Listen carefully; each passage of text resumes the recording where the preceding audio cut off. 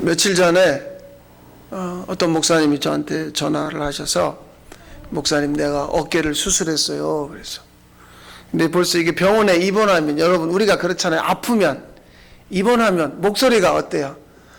아휴 그냥 내가 이러잖아요. 근데 처음에 입원했다는 얘기를 안 하고 안녕하세요 선배님 왜 그러냐 그랬더니 저 병원이에요. 왜? 어깨 수술했어요. 근데 어깨 인대가 끊어져 수술했다는 거예요. 왜? 그 다음 말이 너무 기가 막힌 얘기를 합니다.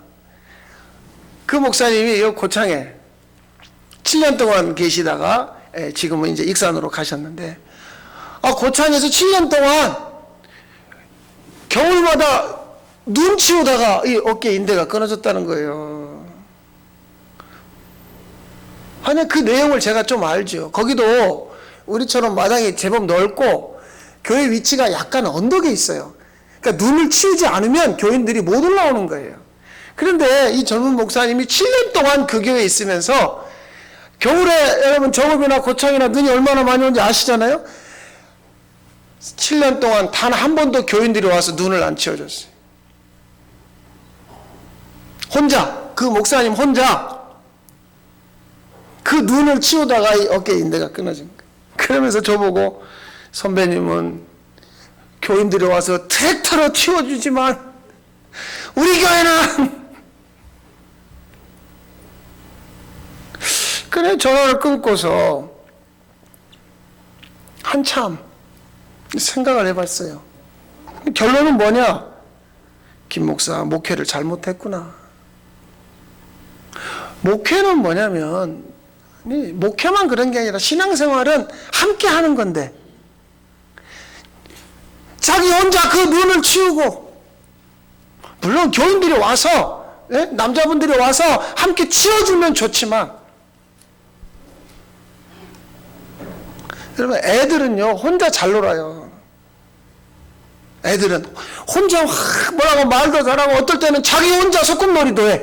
자기가 막 엄마도 했다가 아빠도 했다가 자기가 의사도 했다가 환자도 했다. 애들은 혼자. 근데 어른은 뭐냐? 애하고 차이점. 어른은 함께 하는 게 어른이죠. 근데 함께 할 때 사실은 서로 부딪혀요. 처녀총각들이 잘 모르는데 여자하고 남자하고 함께 산다는 건 그건 달콤한 게 아니라 부딪힘이에요. 계속 부딪힙니다. 그럼에도 불구하고 함께 사는 거죠. 고린도전서 13장 11절인데요. 같이 한번 읽어볼까요? 내가 어렸을 때에는 말하는 것이 어린아이와 같고 깨닫는 것이 어린아이와 같고 생각하는 것이 어린아이와 같다가 장성한 사람이 되어서는 어린아이의 일을 애와 어른의 차이점을 아시겠죠? 애들은 혼자만 해. 자기 혼자. 그러니까 어른이 돼서도 사람들이 많은데 그냥 자기 혼자만 계속 말하고 자기 주장만 하고 그러면 몸은 어른인데 사실은 애죠. 다른 사람 말을 들어주지 않고 생각하는 게 자기만을 생각하는. 애들은 자기 세상이 있거든요. 자기 세상. 근데 어른들도 자기 세상. 여기 지금 저 맥고지에 가면 제 중학교 동창이 지금도 결혼 안 하고 지금도 몇십 년째 집에서 한 발짝도 밖으로 안 나와 지금도 살고 있어 혼자. 자기 늙은 엄마와 함께 나이 50 넘어가지고 아직도 집안에서요 밖으로 안 나와요. 그 친구가요 국민학교 때도 공부를 잘했고 중학교 때도 공부를 잘했고 고등학교 때도 공부를 잘했는데 뭐가 문제인지 고등학교를 딱 졸업하더니 대문 밖으로 안 나가는 거예요. 지금도 집안에 있어요. 자기 세상. 어른들이 자기만 말하고 자기 생각만 하고 그러면 몸은 어른인데 사실은 애죠. 함께 하는 걸 모르는 거예요. 함께 하는 거. 세상이라는 곳은 전쟁터와 같다. 그럼에도 불구하고 왜 세상으로 가야 하느냐? 살아야 되니까. 집 안에 있으면 안전하죠. 우리나라의 어떤 작가가 쓴 책의 제목이 그런 게 있어요. 배를 항구에 묶어두면 안전합니다. 그러나 배를 항구에 묶어두기 위해서 만든 것이 아닙니다. 항구에서 나가면요, 파도가 있어요. 거칠어요. 비바람, 폭풍도 만날 수 있지만 배라고 하는 건 묶어두고 거기서 유람선이 아니라 밖에 나가서 계속해서 그 거친 파도를 헤치고 가는 거죠. 함께 하는 거죠. 여기 말씀에 뭐라고 되어 있냐면, 어른이 장성한 사람이 되어서는 그 어린아이처럼 말하고 어린아이처럼 생각하고 그걸 버렸다는 거예요. 근데 이걸 버리지 못하고 여전히 어른임에도 불구하고 함께하지 못하는 것. 이사야 선지자가 꿈꾸는 세상이 있습니다. 이사야 11장 6절에 보니까, 이리 늑대가 어린 양과 함께 살고 표범이 어린 염소와 함께 누우며 송아지와 어린 사자와 살찐 짐승이 함께. 이건 말도 안 되는 이야기잖아요. 근데 일이나 표범이나 사자는 어린 양, 어린 염소, 이 약한 짐승을 잡아먹는 존재거든요. 그런데 이사야가 꿈꾸는 그날, 그 하나님의 나라는 뭐냐? 서로 물어뜯고 서로 잡아먹는 세상이 아니라 서로 함께 살아가는. 근데 그 다음에 7절은 더 놀라워요. 암소와 곰이 함께 먹으며. 놀라운 건 8절입니다. 젖먹는 아이가 독사의 구멍에서 장난하며 젖된 아이가 독사의 굴에 손을 넣어도, 애가 독사하고 장난쳐도 괜찮은 세상, 이게 꿈꾸는 세상, 그날이죠.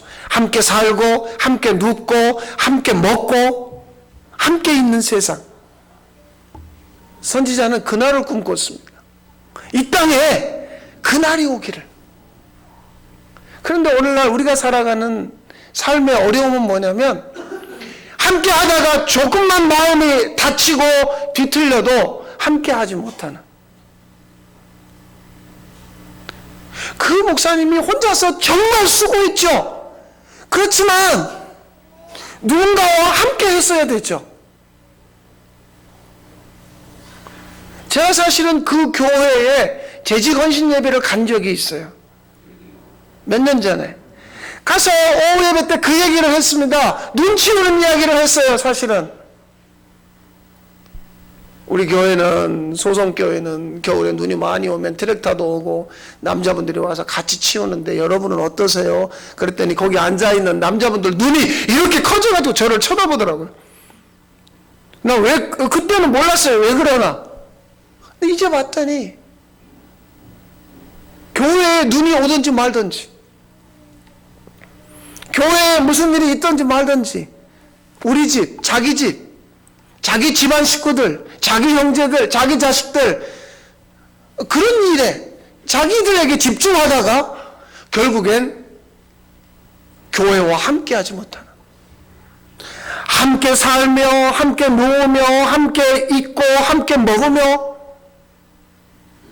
여러분, 왜 우리의 예배의 순서가 바뀌고 함께 기도하고. 그런데 이거를 준비하는 과정이 그렇게 쉽지 않아요. 아이들이 여러분들처럼 능숙하게 기도하는 애들이 아니에요. 함께 한다는 건 대단히 어려운 거죠. 그런데 만약에 함께 한다면 이미 어른이 되어버린 거예요. 애가 아니라. 이 8절에 젖먹는 아이가 독사의 구멍에 장난한다. 그러고 보니까 예수님은 세상에, 우리가 살아가는 세상이 사실은 독사굴인 거죠. 그 독사굴에, 독사구멍에 젖먹는 아이로 예수님이 오셨어요. 그런데 세상은 얼마나 예수님을 싫어하냐면 아예 태어나자마자 예수님을 죽이고 싶은 거예요. 마태복음 2장 16절인데 같이 읽으면 좋겠습니다. 이 헤롯이 박사들에게 속은 줄 알고 심히 노하여 사람을 보내어 베들레헴과 그 모든 지경 안에 있는 산의 아이를 박사들에게 자세히 알아본 그때를 기준하여 2살부터 그 아래로 다 죽이니. 예수님이 세상에 오신 건 우리와 함께 하기 위해서 오셨다는 걸 우리는 알죠. 임마누엘. 그러나 세상은 예수님과 함께하고 싶지 않아요. 그러니까 하나님의 아들, 새로운 왕, 그럼 죽이면 되잖아요. 사실은 우리가 독사한 거죠. 예수님은 젖 먹는 아이로 우리에게 손을 내밀었지만 인간들은 그 예수님이 싫은 거예요. 이건 헤롯 왕의 문제가 아니라 우리 모두가 마찬가지입니다. 사실은 예수님이 십자가에 죽던 그 순간에도 사람들은 간단한 거잖아요. 예수 죽이면 된다. 이건 유대인들이 죽였다, 로마 병정이 죽였다가 아니라 사실은 그 죽인 배후에 누가 있냐면 대제사장, 제사장, 장로들, 바리새인, 서기관, 소위 그 당시에 최고 믿음이 좋다는 사람들, 하나님을 잘 믿는 사람들의 입장에서 죄인들과 함께하고 거지들과 함께하고 창녀들과 함께하고 그 함께하는 그 예수님이 너무 싫어요. 너무 싫은. 그러니까 간단합니다. 예수 죽이면 되는 거 아니야. 예수님과 함께하기를 원하지 않지. 예수님은 함께하기를 원하지만 왜 그럴까요? 내가 계속해서 제사장, 대제사장, 내가 계속해서 장로, 내가 우리 집안이 계속해서 바리새인 집안, 사두개인 집안, 우리 집안이, 우리가 자기들의 나라, 자기들의 세계를 구축한 거죠. 그런데 그 세계, 그 나라에 들어오는 건 누구라도 용납하지 못하는 거. 예수 전혀.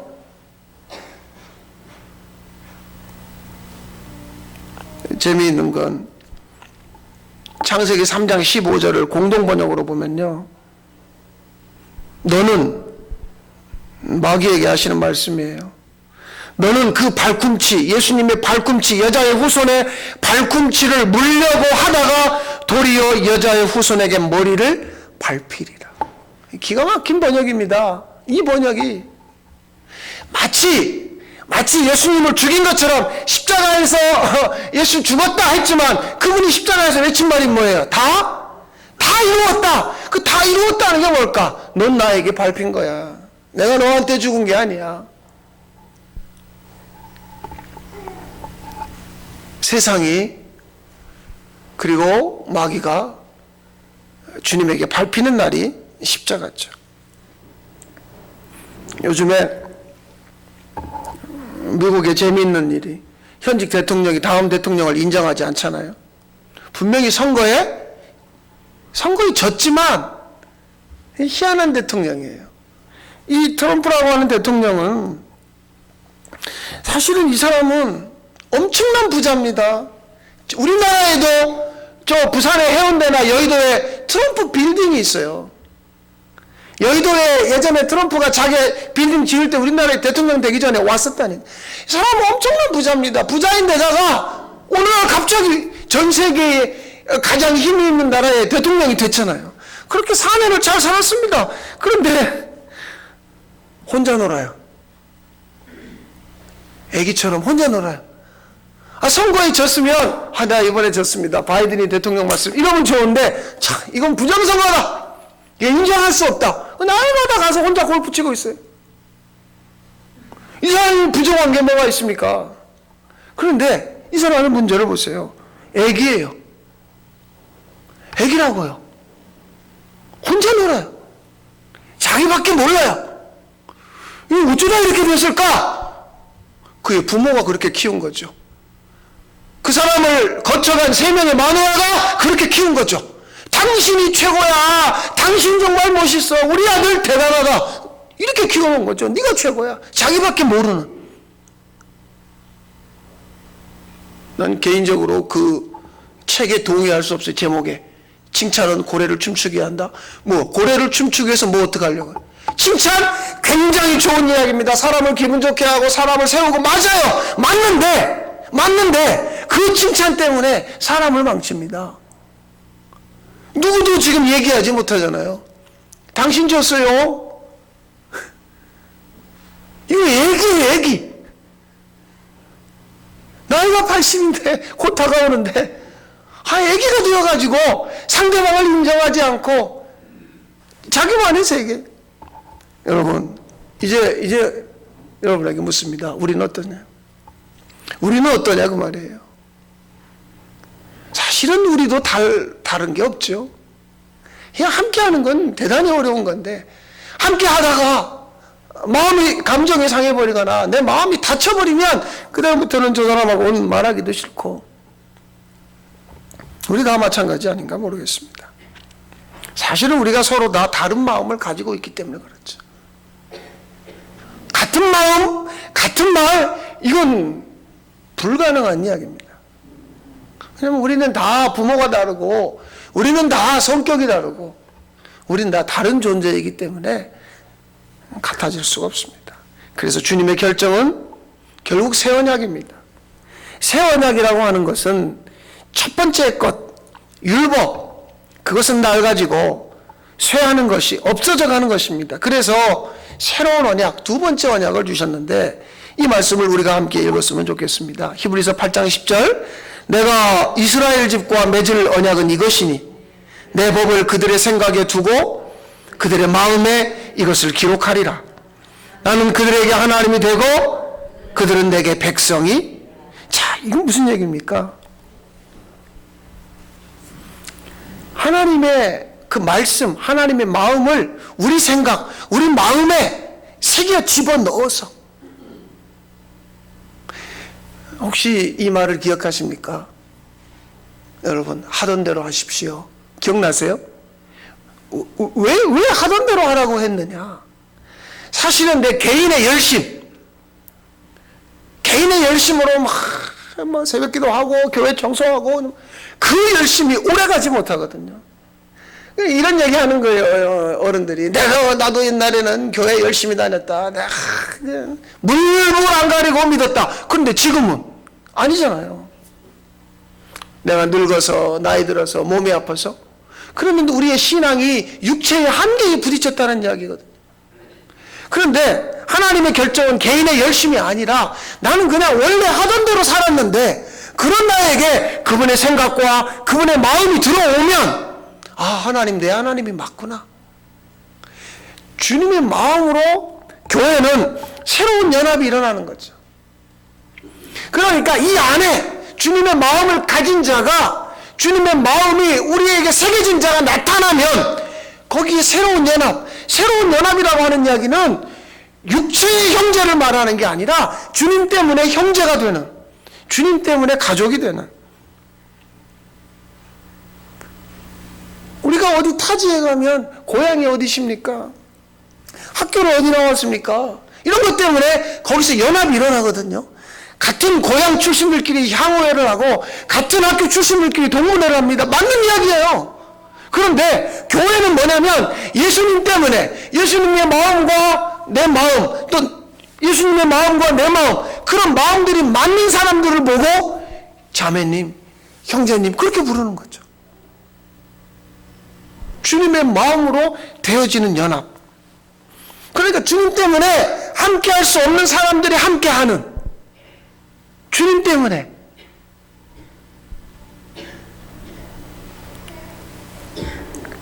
그러면 그 어린아이의 생각이라고 하는 것은 우리가 세상에서 배운 경험에서 알게 된 것들이죠. 어른의 생각이라고 하는 건 주님의 생각, 주님의 마음으로 얻은 것들이죠. 도저히 사랑할 수 없는, 도저히 용서할 수 없는, 도저히 이해할 수 없는 것들, 그런 사람들과 연합하게 되고 함께하게 되고. 처음에 교회가 세워졌을 때, 이 지방에까지 아직 교회가 오지 않을 때, 서울의 종로에 교회, 종로 5가에, 지금의 종로 5가에 교회가 세워졌을 때, 오늘 같은 주일날 예배당에, 그때는 신분 계급이 있잖아요. 양반과 쌍놈이라고 하는. 그런데 주일날 쌍놈들이 예배당으로 오니까 양반들이 다 뛰쳐나가 버렸습니다. 나는 저 쌍놈들하고 함께 예배드릴 수 없다. 그렇게 해서 세워진 교회가 안동교회입니다. 서울에. 그리고 그 쌍놈들이 모여서 세운 교회가 연동교회입니다. 주님의 마음이 아니라 양반 쌍놈이라고 하는 그 계급에 함께 할 수 없다는 거죠. 이 얼마나 부끄러운 이야기입니까? 얼마 전에 우리가 영상으로 봤지만 경상남도 기흥주에서는 백정들이 예배당으로 오니까 전부 다 떠나버렸습니다. 백정들과 함께 할 수 없다. 우리는 그런 존재들이거든요. 인간의 마음이라고 하는 것. 그런데 우리 가운데 누구에게 주님의 마음을 부어지면 그 양반이 뭐 어떻고 쌍놈이 뭐 어떻고 백정이 뭐 어떻냐, 거기서 연합할 수 있는, 함께 예배드릴 수 있는. 여러분, 왜 김제 금산면에 있는 금산교회가 왜 그렇게 유명한 교회인 줄 아십니까? 사람들은 그 교회 기역자 교회로 알고 지금도 찾아갑니다. 우리나라에 딱 두 개 남아 있습니다. 익산의 두동교회와 김제의 금산교회. 근데 기역자 교회라고 하는 건 이쪽은 여자들이 앉고 이쪽은 남자들이 앉고 가운데 강대상이 있는 교회입니다. 그러나 그 교회, 그 남녀 차별, 남녀가 함께 앉아서 예배드릴 수 없다. 처음에 교회는 그랬습니다. 우리는 우리의 마음을 가지고는 사실은 함께 예배하고 함께 교제하고 어렵죠. 그러나 교회는 그런 데가 아닙니다. 이 가운데 누군가에게 주님의 마음이 부어지면 연합이 일어나는 거죠. 그러나 우리끼리 연합이기 이전에 이 말씀을 우리가 깊이 기억해야 합니다. 자, 함께 읽겠습니다. 내 양은 내 음성을 들으며 나는 그들을 알며 그들은 나를, 우리 한 번 더 읽겠습니다. 내 양은 내 음성을 들으며 나는 그들을 알며 그들은 나를 따르느니라. 그렇죠. 우리가 양이라면 주님의 음성을 듣고 주님을 따르는 거죠. 양이라면, 이 말은 우리가 짐승이 아니라면, 양이라면 또 주님은 우리를 알아요. 그러니까 주님과 우리의 연합, 그리고 우리와 우리의 연합, 그게 교회죠.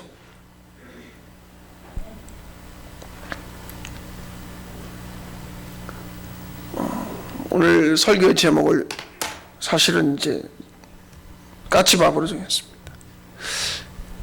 이게 얼마나 좋은 전통인지 모르겠습니다. 아주 우연히 얼마 전에 지나가다가 보니까 감을 땄는데 2개에서 3개 정도 감을, 물론 좀 욕심 많은 주인은 딱 하나만 남겨놓긴 하지만 어쨌든 간에 감을 그걸 왜 남겨놔요? 까치밥이에요. 내가 다 먹을 수 없다는 거죠. 까치도 와서 먹어야 된다는 얘기잖아요. 이게 얼마나 좋은 전통입니까? 나도 먹고 그 짐승도 먹고 함께. 이것보다 좋은 건 없습니다. 주님이 원하는 건 이겁니다. 함께 가자, 함께 살자, 함께 먹자. 그래서 주님은 자기에게 오는 누구든지 먹였습니다. 그들과 함께 했습니다. 그게 어른입니다. 나 혼자 놀고 나 혼자 재미지게 사는 세상이 아니라 함께 더불어 주님의 마음, 새로운 연합이 우리 가운데 일어나기를 바랍니다. 하나님 아버지, 오늘도 이 말씀으로 주의 말씀을 전하오니 주의 백성들과 함께 하시는 주님을 경험하며 주님과 살다가 다시 돌아와서 주님, 지난주에 이랬습니다. 기쁨으로 예배하게 하옵소서. 예수님의 이름으로 기도하옵나이다. 아멘. 찬송가 183장